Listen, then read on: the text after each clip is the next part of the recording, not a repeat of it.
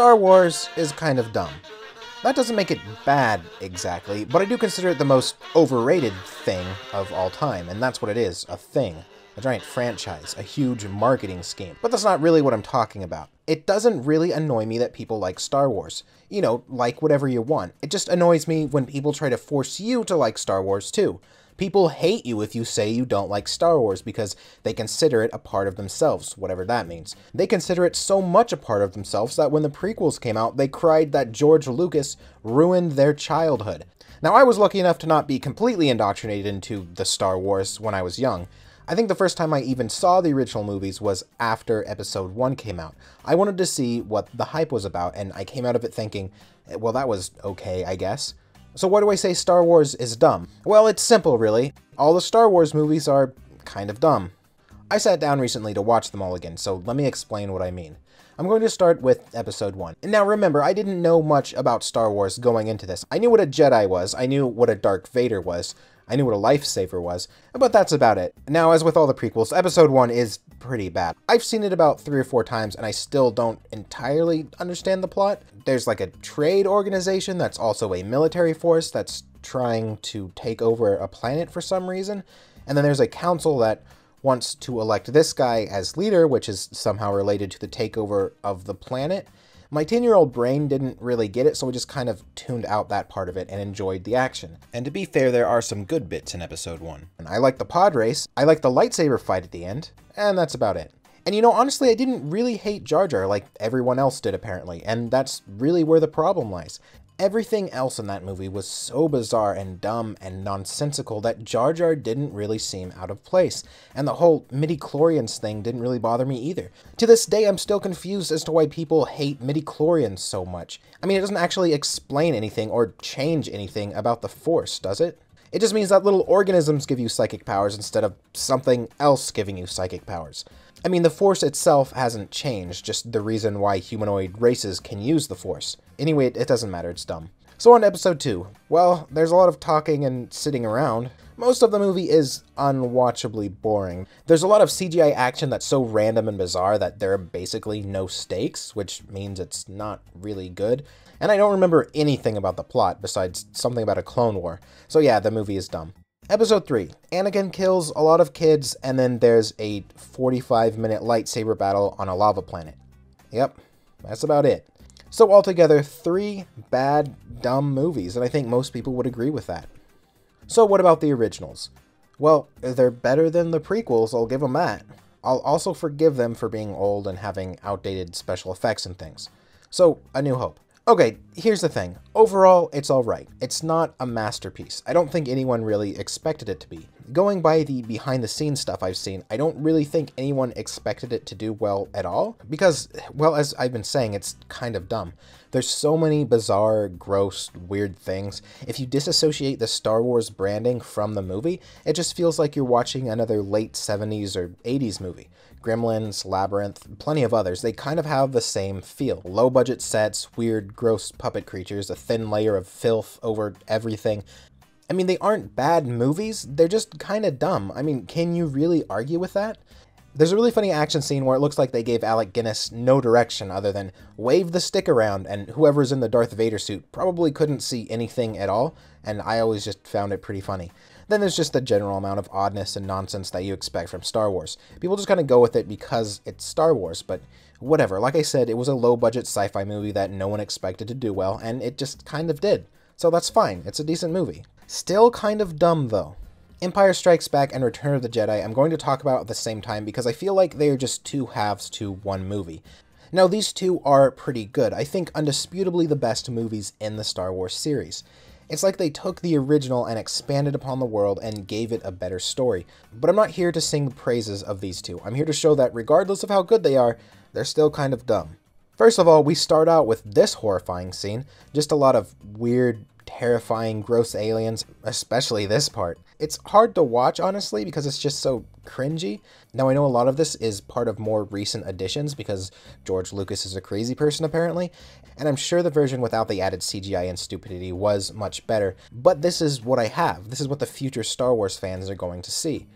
But even without the new additions, there is still plenty of dumb stuff in these movies, like these horrifying gerbil people. Oh, remember this part? Remember when he popped up again in The Last Jedi and it was super awkward when everyone remembered how terrible and out of place this little Kermit-looking Muppet was?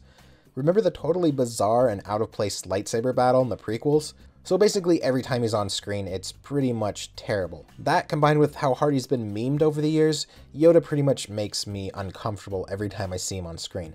And there's plenty of other stuff too, small stuff. Really badly written lines, the whole "we built another Death Star" plot, the fact that these small rodents can take out armored Imperial troops with sticks and rocks. Just a lot of things, if you think about it, are pretty stupid. People would be laughing about how dumb it is if it were any other movie, but once again, people forgive it because it's Star Wars. Now on to the modern movies. I don't have a lot to say about The Force Awakens. I liked it. It was pretty good. Yes, it was a rehash of A New Hope, but improved in a lot of ways and different enough, I guess. I liked Kylo Ren as a character. I think he's the first Sith character that actually acts like a real person would act. Darkside users are all about giving into emotion and being hateful and trying to be evil. Think about that for a second and ask yourself if a screaming, whining, tantrum-throwing man-child isn't exactly the kind of person the Darkside would produce. Anyway, I liked it. Still kind of dumb though. Even though the Empire was defeated, it's not defeated? Okay, then they built another Death Star somehow. I hate these fish people. The Mon Calamari. Okay, now on to Episode 8, The Last Jedi. Seeing as how the movie just came out and I just saw it, I do have a lot to say about it. In fact, it's the main reason I decided to make this video in the first place. Oh yeah, and spoiler alert. So immediately the jarring Star Wars noise blasts into existence and we get the famous text crawl. I hate the text crawl. Now I understand why they do it because basically they have no choice in the matter. If they didn't do it, the fans would lose their minds, but at the same time it's incredibly dated and out of place, especially with Disney buying Star Wars and seemingly trying to make it a little more grounded in reality and less dumb overall, going by the last movie at least. But don't worry, The Last Jedi fixes that. But about the actual movie. Well, it's not good either. The plot is kind of not really there. Nothing really happens. Most of the movie, the Resistance, or Rebels or whatever they're called, is just stuck in space, slowly outrunning the Imperial fleet. There isn't really much plot to be had. They try to throw in some semblance of a plot by having Finn and... not Poe. Wait, really? Why wasn't it Finn and Poe? Wouldn't it have been way more interesting to see those two doing a thing rather than... whoever this is? Okay, whatever. It doesn't really matter anyway because this whole 20-minute sequence could have been cut out of the movie and it would have been better for it. No, really, the whole subplot with Finn and Rose, that's her name, going down to the alien casino to find a hacker is the worst part of the movie. Finn and Rose do something pointless, then it cuts to a reaction of an alien screaming, or otherwise doing something stupid, then back to Finn and Rose doing something else that doesn't further the plot in any way. And repeat. No, really, this is the dumbest stuff I've seen since the prequels. Actually, a lot of the movie is like that. It's just something happens, then cut to either a really bad out-of-place joke or an alien reacting in some over-the-top way. Or this stupid screaming rat thing. That's pretty much the entire movie. The only interesting or redeeming thing about it is Rey and her story. I like when she's trying to get training from Luke, and I liked her and Kylo Ren interacting. Those are the only interesting parts in the entire movie. It's over 2 hours long, and it's really only about 20 minutes worth of content that I care about. The rest was pointless non-plot or screaming alien reaction shots. They really screwed up a potentially interesting story. I thought the movie was leading toward Kylo Ren and Rey joining forces. I figured what they were going to do was just kind of leave. Then the next movie has the potential for them to come back as like enlightened Force users who are neither Sith nor Jedi. They could have ended the rebellion and reformed the Empire, make the main villain Snoke, but then that didn't happen and Kylo Ren just decided to be evil, I guess, and Snoke died for no reason, so never mind. It was bad and dumb. And there you have it, the Star Wars movies thus far. 2 good ones, 2 mediocre ones, and 4 movies that were pretty awful. Overall, not a great series. So why do people like Star Wars so much? Even if you disagree with my ratings list and think that all the movies are just great, you still have to admit that Star Wars is pretty dumb as a whole, or at least doesn't make a lot of sense. Let's take the whole dark side, light side aspects of the Force, for example. Now, as far as I understand it, the Force itself is kind of the magical binding that keeps the universe together. It's kind of the force behind physics and other rules of the universe. So where exactly is the line between bad and good?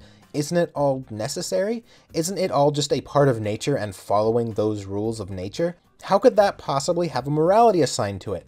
I mean, the only way for that to work is if there is a universal constant that dictates morality, something like God. So unless there is a God that controls the Force and says, this is bad and this is good, then it's kind of arbitrary. To put it in simpler terms, Rey herself said in this last movie that death and decay were necessary for new life to form. So that means that not only is the dark side necessary, but it's also the same process as the light side. But even if you say, well, the Force is unexplainable, so don't worry about it. If you think about it, the Sith and Jedi orders and their use of Force powers just don't make much sense either. So the Sith are supposed to use negative emotions to fuel their powers, and the Jedi are supposed to use positive emotions, or at least stoic emotions.